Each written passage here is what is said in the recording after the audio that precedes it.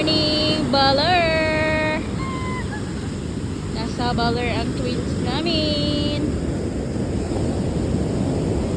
Hindi sila makalakad. Parang naano sila sa buhangin. First time nilang parang umapak. Parang hindi ko alam kung nandidiri sila.